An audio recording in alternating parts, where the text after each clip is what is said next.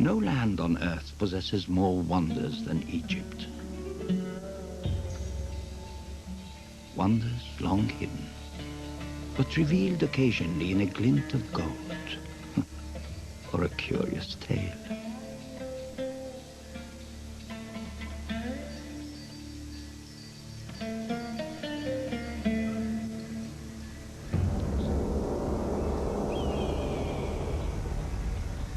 Our story begins with a death. The death of an unusual boy. Worshipped as the son of Ra, the sun god. He was a pharaoh of Egypt 3,000 years ago.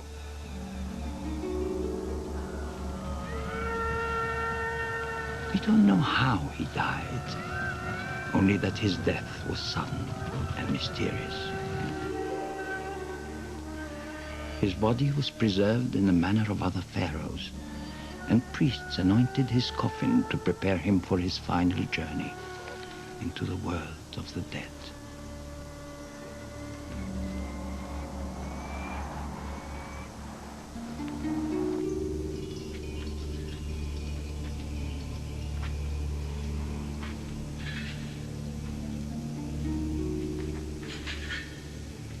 The rituals had to be finished before his father, the sun, descended into darkness.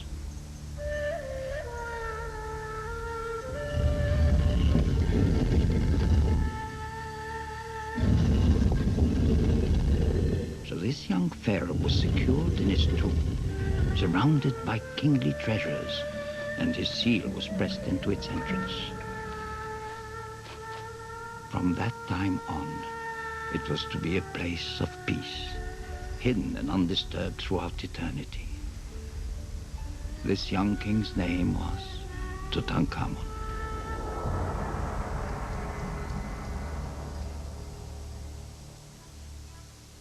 For 3,000 years, King Tut and his tomb in the Valley of the Kings remained concealed beneath shifting sands. Other tombs were discovered and completely pillaged, but not his. Believing he could find it, an Englishman named Howard Carter mounted 5 arduous expeditions, but they yielded nothing. In 1922, he returned to Egypt for a 6th attempt.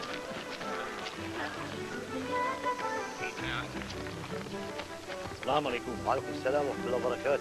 أيوة كالعصفور.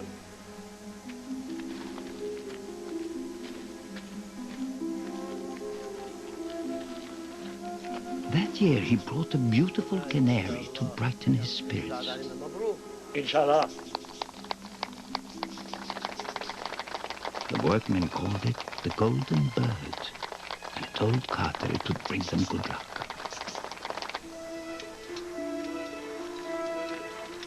But as work began, success seemed a remote prospect, and time was running out.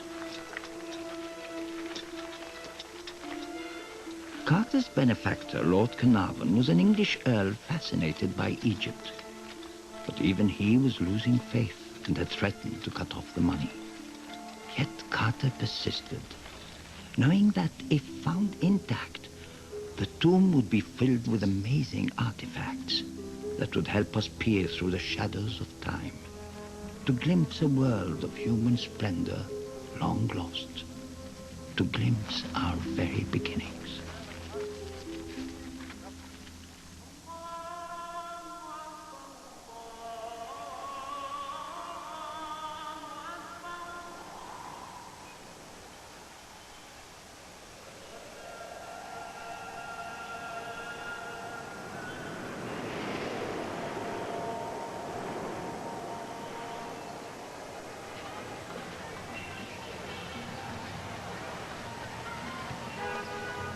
That's a great story, Grandpa, but I want to know more. You live here, and I know you can tell me the real story. About? Well, my friends want me to ask about the curse. How anyone who entered King Tut's tomb... will have some terrible things happen to them. Yes, yes, I know.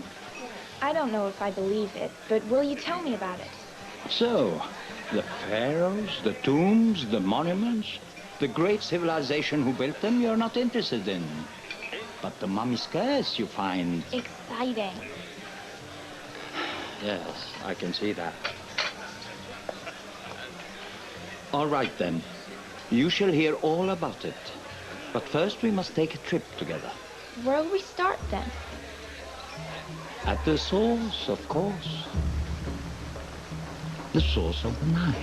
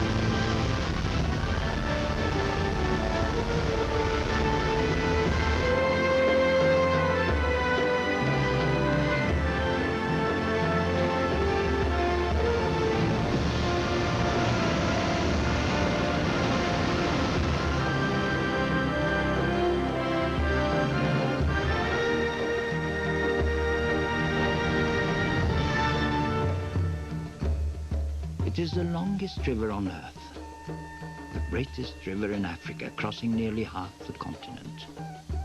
It is born of two rivers, the White Nile, which rises near Lake Victoria and heads north through Uganda, and the Blue Nile, which descends from the highlands of Ethiopia. They meet in the desert of Sudan, forming the main trunk of the Nile. By the time it drains into the Mediterranean Sea, its waters have journeyed more than 4,000 miles.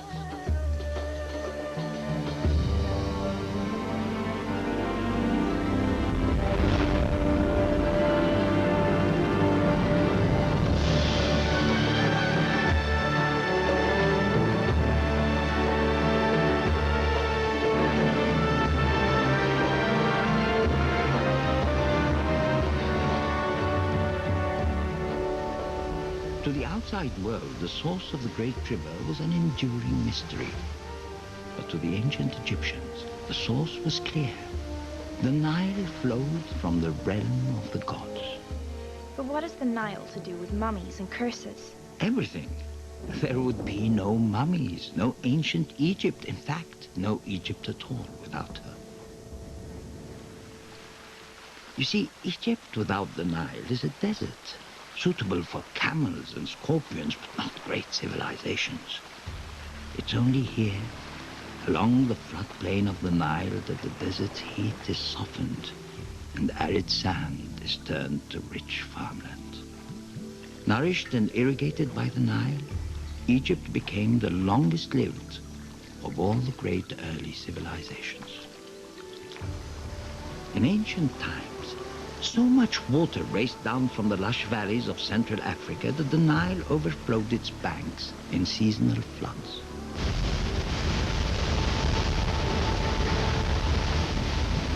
Mineral-rich silk was carried toward the desert of Egypt from lands upstream where wildlife flourished.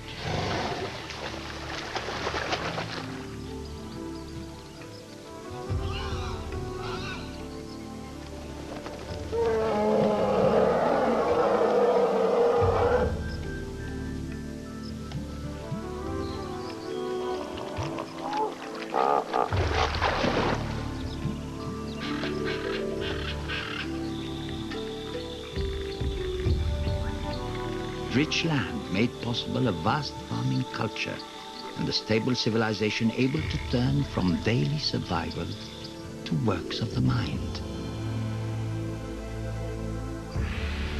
Science, mathematics, engineering, and astronomy.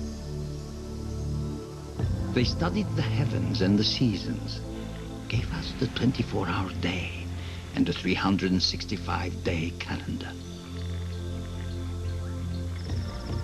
Egypt, an old saying goes, was the gift of the Nile. But the Egyptians believed there was one thing even mightier than the Nile: the sun. The god they called Ra, the God who created everything. Each morning, with its rising, the sun god would be born.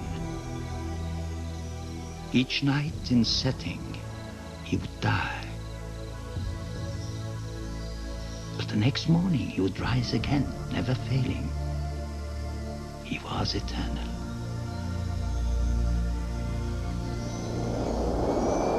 When a king died, it was believed that he became one with Ra. His son, the new pharaoh, became Horus, the falcon, the living god on earth.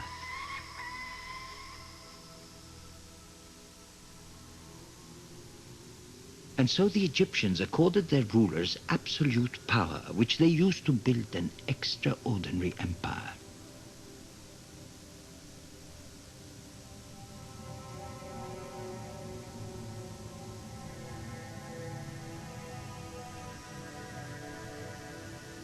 An empire of buildings so enormous and art so exquisite, we are still trying to understand how such wonders were created.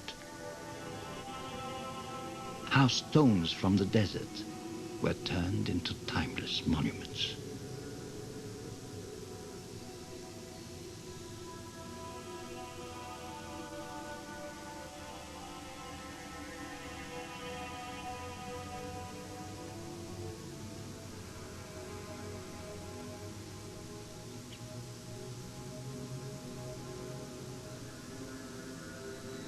Some of the oldest buildings on Earth are here, preserved by the desert air and the skill of their creators. Some are so old that they had already stood 1,000 years when Tutankhamun was born.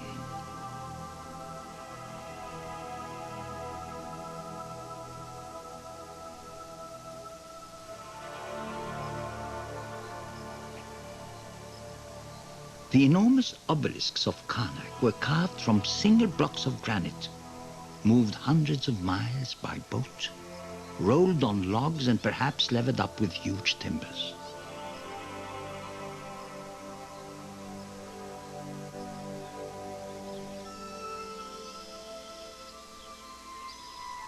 Giant statues of Ramses the Great carved at Abu Simbel are still some of the largest figures ever sculpted from solid stone. We don't know how they did it, but we do know why. To honor the pharaohs, both in life and after death. Honor the pharaohs after death? Does that have anything to do with mummies? Yes. Look at Tutankhamun, for example. When the young king died, the priests sought to create a magical new body for him. For 70 days, they labored, drying and preserving the royal body with salts and ointments, then wrapping it in hundreds of feet of linen laden with protective jewels, charms, and amulets.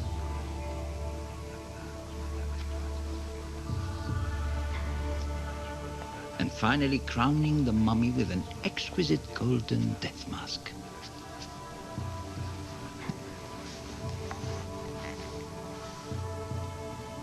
Tutankhamun was ready for the afterlife.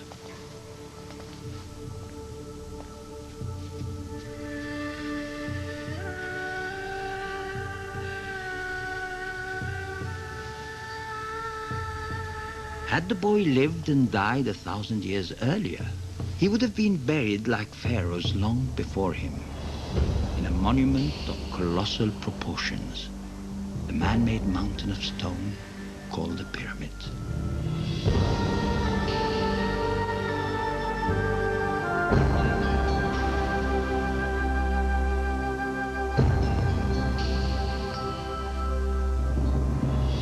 They probably saw the pyramid's shape as a mystical link between earth and sky, providing the pharaoh's soul with a stairway to the heavens.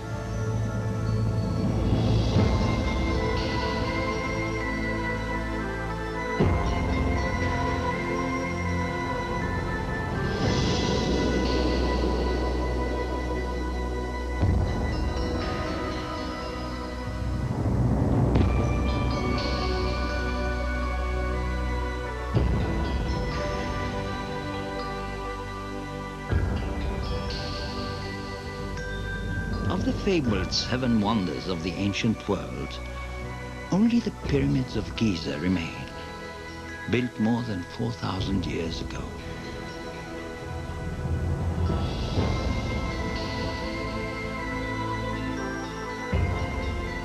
Nearly 500 feet tall, they contain some of the largest pieces of stone ever moved by humans, as much as 50 tons or more. Yet this was accomplished without wheels or pulleys or even iron tools.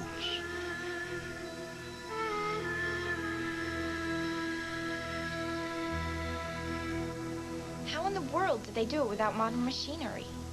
The gods certainly didn't do it. They used their minds. Knowledge built these great structures. Highly sophisticated knowledge. Look.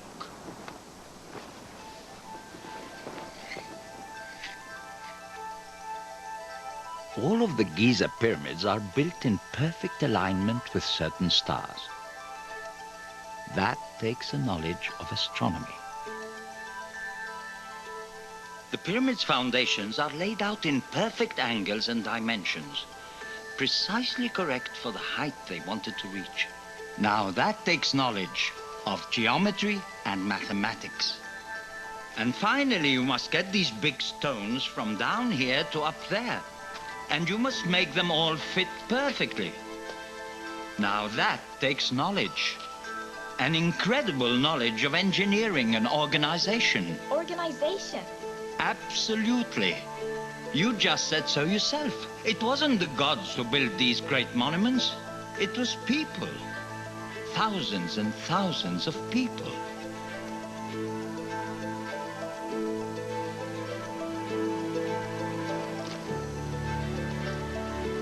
Imagine being one of these people living in a tiny village more than 4,000 years ago. Life would be pretty much the same, day in and day out, farming, herding cattle, fishing in the Nile. And one day, you selected to journey by boat down the Nile. You are now part of the great national project to build the Pharaoh's tomb. But you have no idea what kind of a tomb. And then you see a monument to the sun, to life eternal.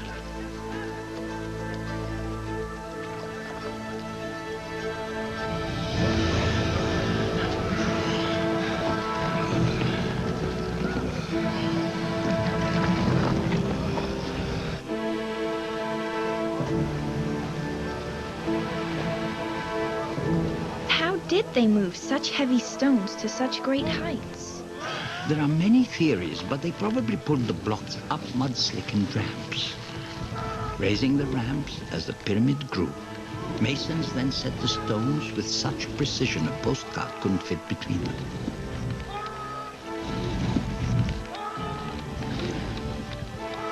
To create the Great Pyramid of Khufu, it took over 20 years, more than 2 million stone blocks, and some 20,000 people. And they might have been slaves. But now we think they were mostly peasant farmers recruited to work here part of the year. With their help, the early pharaohs built more than 100 pyramids, 80 of which survive today.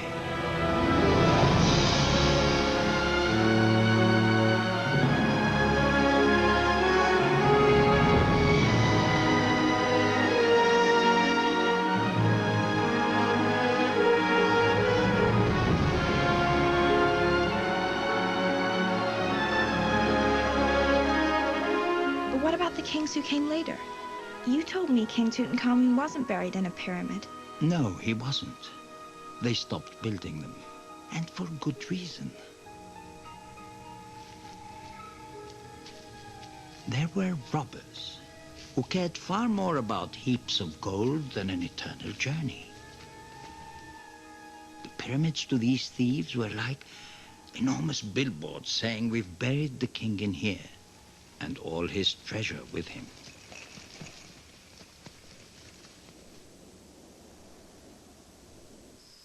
At any rate, a new plan had to be devised. That's why 500 years after the last pyramids were built, A new era of kings decided that instead of building tombs which everyone could see, why not build tombs which no one could see?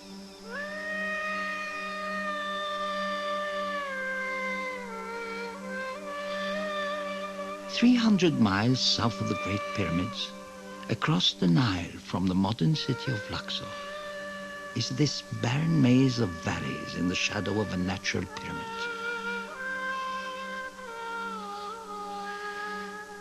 Here, no thief could find the royal tombs. Here, the kings and queens of Egypt would remain immortal. Or so they thought.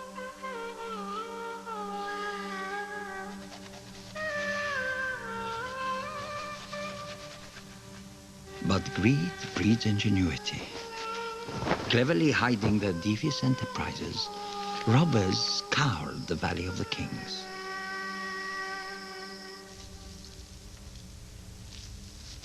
Over time, each of the valley tombs was found, broken into, and completely plundered.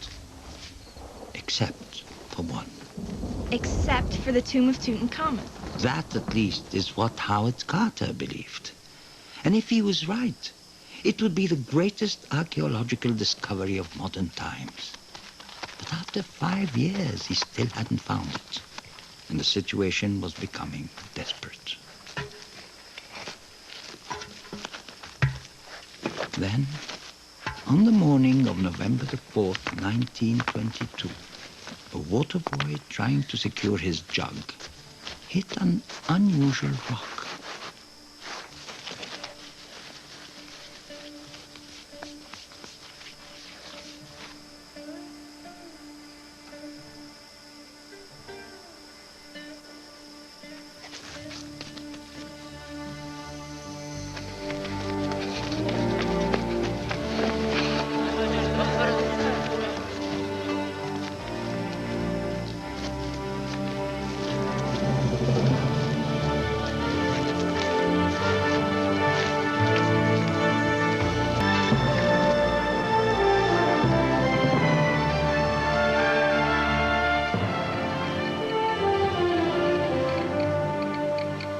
Carter sent a telegram to Lord Carnarvon in England to come quickly, and went to Cairo to meet his benefactor.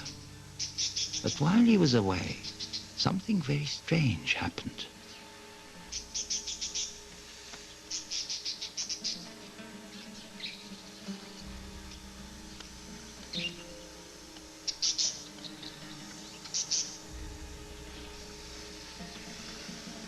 The golden bird that had brought him luck was killed by a cobra.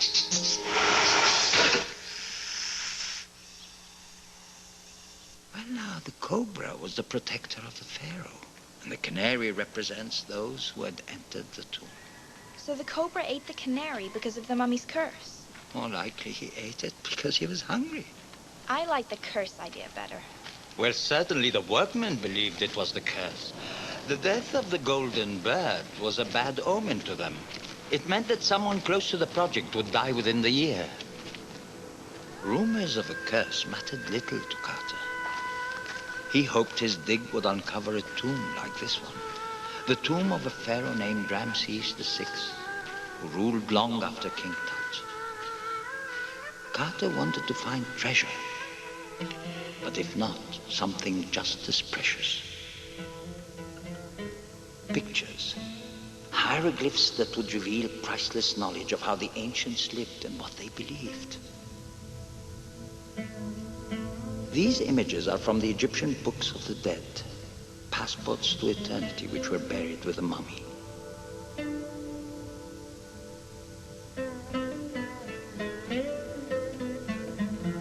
To help a dead king reach the afterlife, they supplied answers to questions he would be asked. Spells to deflect dangers along the way.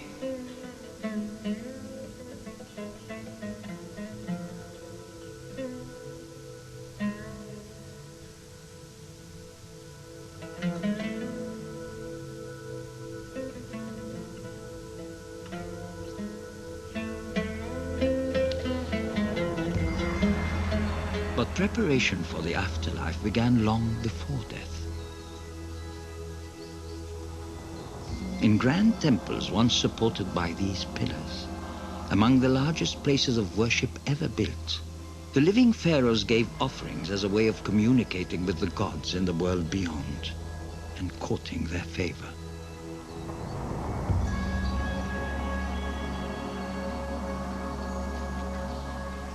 Both immense and colorful, temples like the great structure called Medinet Habu were the settings for magnificent rituals that proclaimed to all not only the pharaoh's power and wealth, but his devotion to the gods he would one day join on a journey through eternity.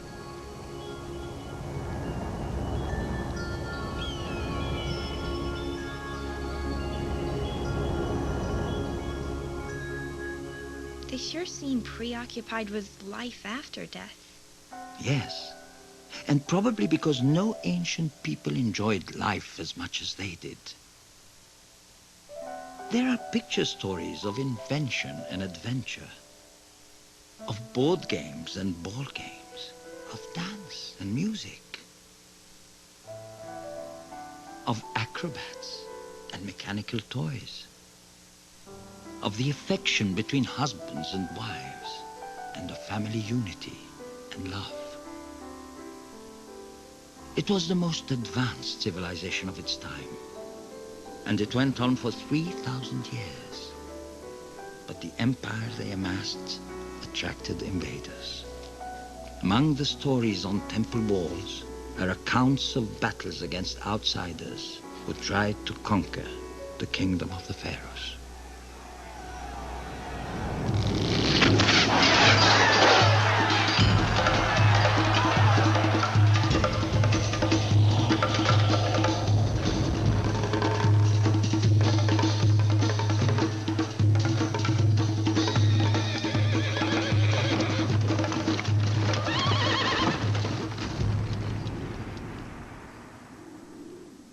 But the invading empires became more powerful, even more determined.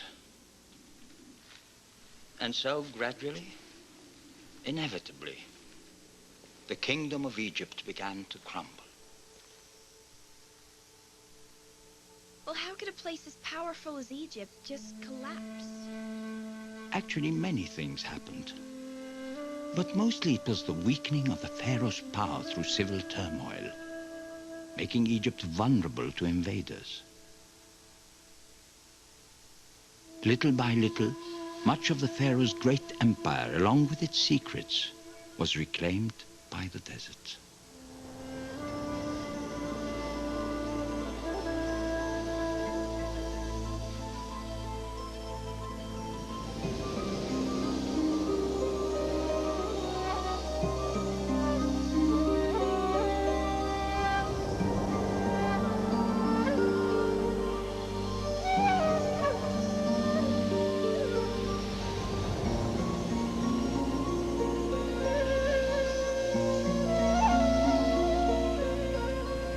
But even as the monuments of Egypt crumble, the stories are rediscovered by modern archaeologists deciphering the distant past.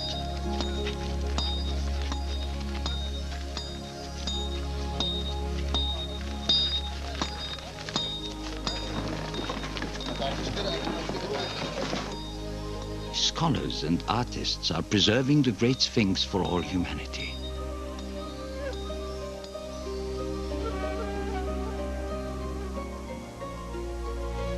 Research within the Giza pyramids has revealed the brilliance of ancient architects whose sophisticated designs prevented the collapse of these inner chambers and passageways. DNA analysis is helping to identify family ties of the royal mummies and to give us clues about how they lived and died. New excavations are uncovering the support system of settlements and facilities for the workers who built the Giza pyramids.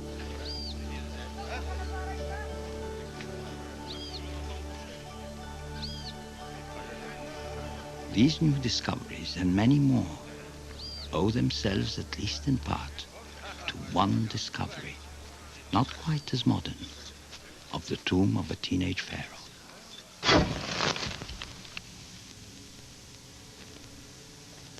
On November 26, 1922, Howard Carter reached the wall outside the first chamber of Tutankhamun's tomb.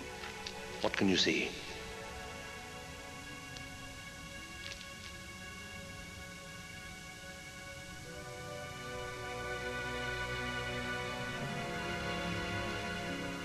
Carter, please, can you see anything? Yes. Yes. Wonderful things. Wonderful things.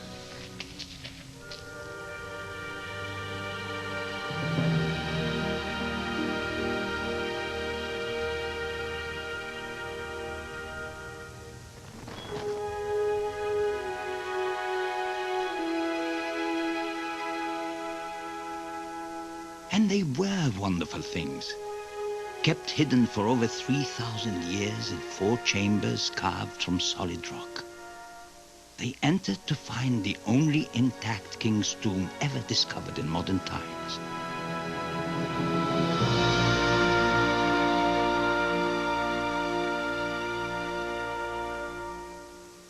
And in the burial chamber, 4 golden shrines. Inside the 4th shrine, 3 golden coffins, one inside the other. And at the center, the mummy of the boy king, Tutankhamun.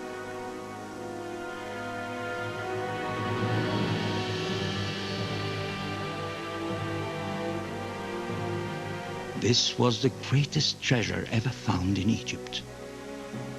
Well over 2,000 objects of gold, alabaster, lapis, and precious jewels made thousands of years ago by master craftsmen.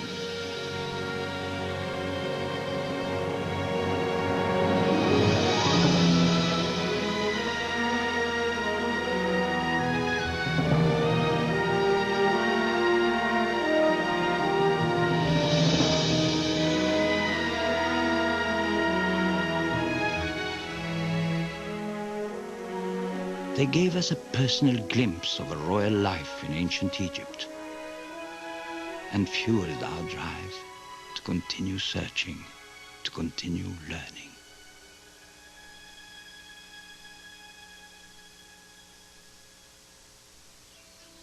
So through discoveries like Howard Carter's and those of modern archaeologists, the ruins of ancient Egypt mean something to us.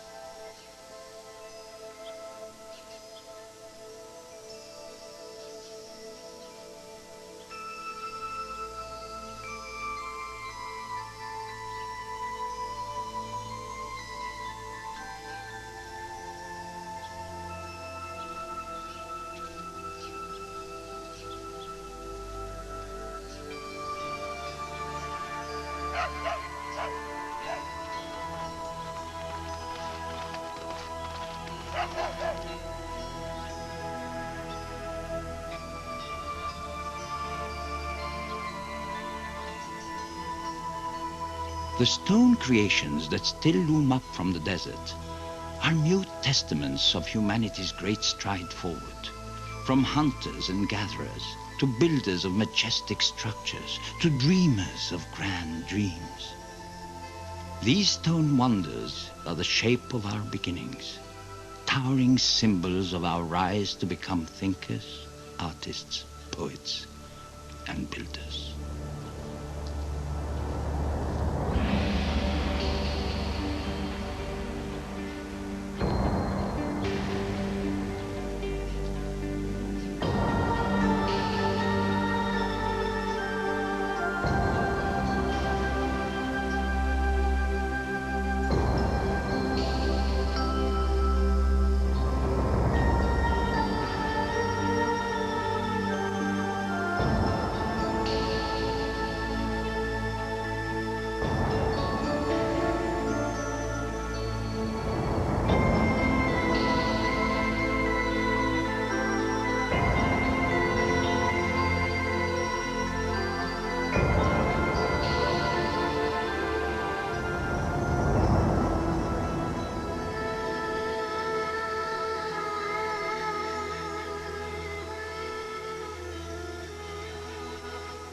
These great monuments keep us humble, too. After all, they managed to survive for nearly 5,000 years. How long has our modern civilization been around in comparison? Not very long. Not very long.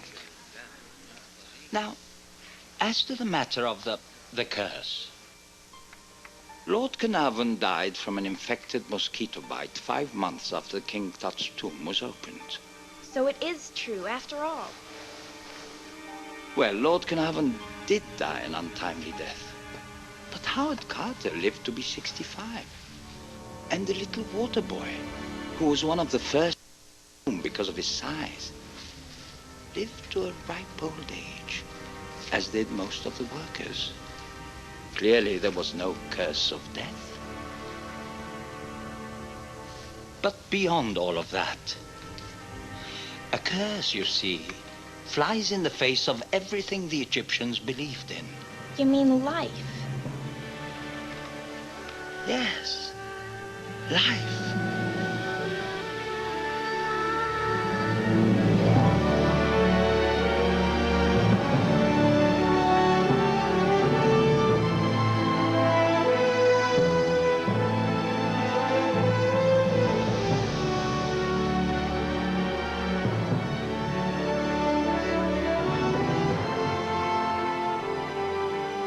Death for them wasn't an end. It was the beginning of a great journey through eternity, where their gods and kings sailed the morning ship across a lake of flames in the sky, rising in new life each day with the sun.